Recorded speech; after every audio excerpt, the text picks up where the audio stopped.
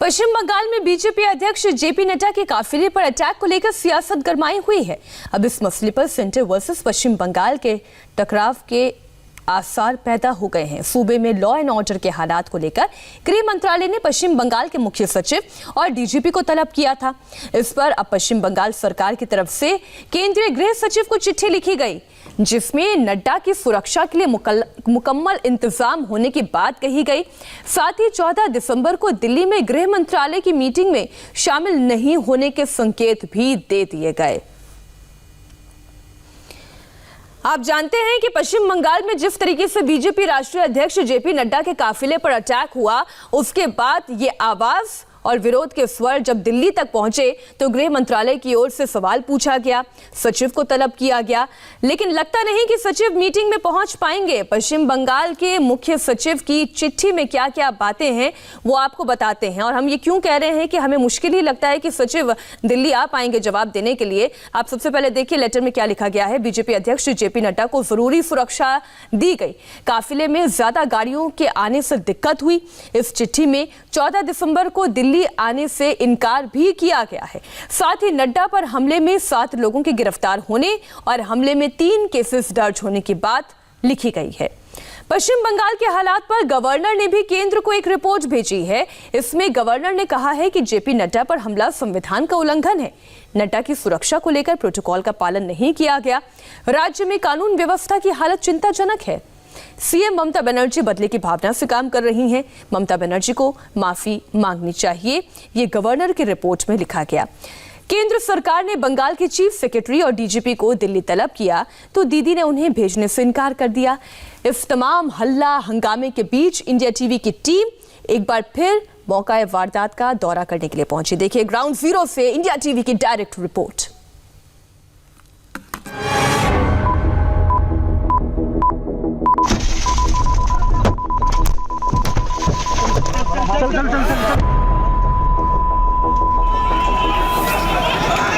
ये diamond harbour का वही डांस ऑफ डेमोक्रेसी है, वायलेंस ऑफ लॉ है, जमहूरियत का माहौल है, लोकतंत्र का चीरहरण है। सत्ता के मद में विपक्ष के मान मर्दन का दुस्साहस है, विरोध को खामोश कर देने वाली असहिष्णुता है।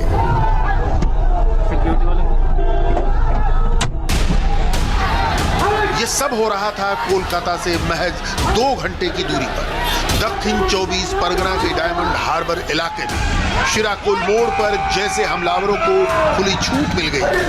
बीजेपी के राष्ट्रीय अध्यक्ष के काफिले पर ईंट पत्थरों की दे दनादन। पूरा देश नेशनल मीडिया पर हिंसा, आतंक और दहशत की ये नंगी तस्वीर देख रहा था। किया गया है, उनकी गाड़ियों पर पथराव किया गया है और भी कुछ गाड़ियां हैं, देखते हैं हर गाड़ी का जो है वो शीशा जो है वो टूटा है। आप देखिए इस वारदात की गवाह बनी हमारी वरिष्ठ सहयोगी जोइता मित्रा सोन। डायमंड हार्बर तक पहुंचते हुए जो रास्ता है, डायमंड हार्बर कांड के ठीक अगले दिन जोइता वापस उसी शिराकोल मोड़ पर पहुंची। जी हाँ, सियासी हिंसा की वही मौका वारदात। बीते कल की वारदात का कोई निशान नहीं, मगर उसकी गूंज साफ सुनी जा सकती थी।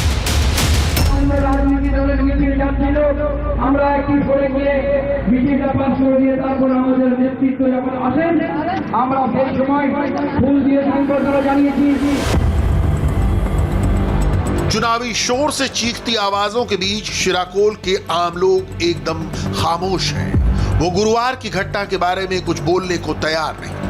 कैमरा और माइक देखकर वो चुप्पी साध लेते हैं। ज्यादातर का जवाब यह है कि या तो उनकी दुकान बंद थी या फिर वो यहाँ थे ही नहीं।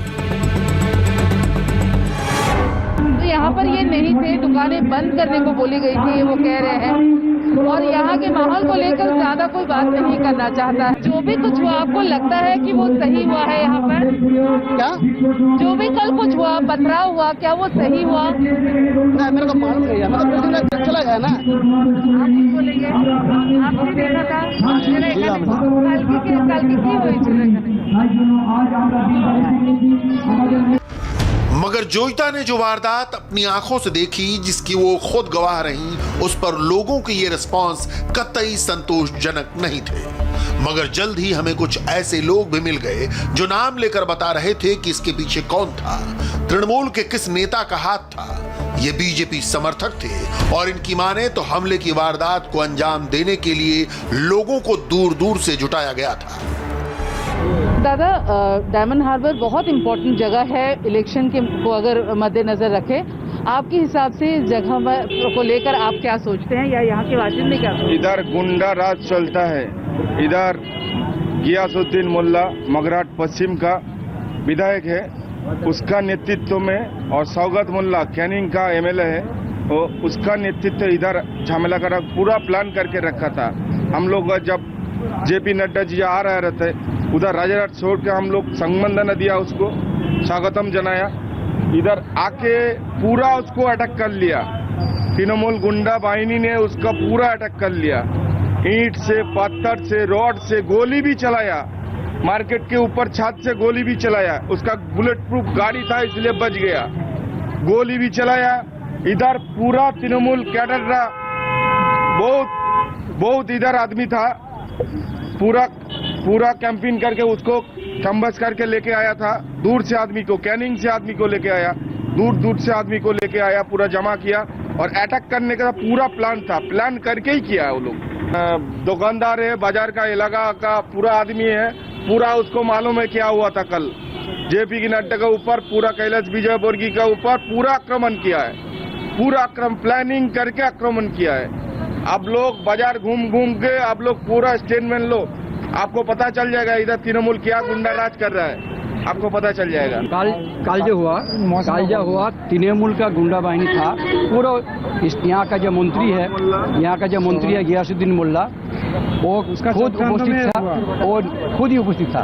और 2-3 जो एमएलए भी था, सोनाली गो था, और पूर्व में वहाँ जो एमएलए था शौकत मुल्ला, ये लोग सब मिल के 4-5 एमएलए आके, जहांगीर खान 4-5 एमएलए आके मारने का कोशिश किया है और इसको अटेम्प्ट टू मर्डर करने का कोशिश किया था। लेकिन वो लोग जो सिक्योरिटी था, केंद्रीय सिक्योरिटी, CISF, BSF और CRPF। Diamond harbour Mamata Banerjee के भतीजे अभिषेक बनर्जी का संसदीय क्षेत्र है। जिन्हें लगता है कि पश्चिम बंगाल का चुनाव अभी दूर है, उन्हें देखना चाहिए कि पूरा इलाका किस तरह अभिषेक और ममता के पोस्टरों से पटा पड़ा है। बंगाल में चुनाव पूरी तरह उतर आया है। एक जनाब मिलते हैं जो समझाने की कोशिश करते हैं कि बीजेपी के लोग बंगाल को समझ ही नहीं सकते। नाम है फारूक। कल जो हुआ है, क्या उसे लेकर आप सही समझते हैं? कल जो हुआ है, समझ लो वो लोग का ही गलती में ही हुआ है। ये तृणमूल का कोई कार्यकर्ता जो है ये सब नहीं किया, क्योंकि हम लोग यहाँ स्थानीय है। या हम लोग का जो पौधो सभा का जो मीटिंग था, वो लोग जानबूझ के कुछ प्रॉब्लम खड़ा किया बदनाम करने के लिए। ऐसा नहीं है जो ये लोग किया। हमारा उपदेश में आया है, हम लोग उसको वेलकम करते हैं। आओ तुम घूम फिर के देख के जाओ, कुछ सीखो पश्चिम बंगाल में कैसा है। वो लोग को असल में ये पश्चिम बंगाल के बारे में कुछ मालूम ही नहीं है, ऊपर से उल्टा सीधा बात करते हैं। आओ देखो, सीख के जाओ पश्चिम बंगाल का आदमी क्या है। ये जो प्रॉब्लम खड़ा किया उन लोग खुद ही ने खड़ा किया, यहाँ का कोई बंदा खड़ा नहीं किया। आपका नाम दादा? हमारा नाम फारूक। तो फारूक जो है वो कह रहे हैं कि इस जगह पर पहले इस तरह से कुछ भी नहीं हुआ था और ये जो माहौल है उनके लिए बड़ा नया है। बीजेपी और टीएमसी के बीच टेंशन के बीच संघ प्रमुख मोहन भागवत क्यों पहुंचे हैं बंगाल, बताएंगे आपको एक छोटे से ब्रेक के बाद।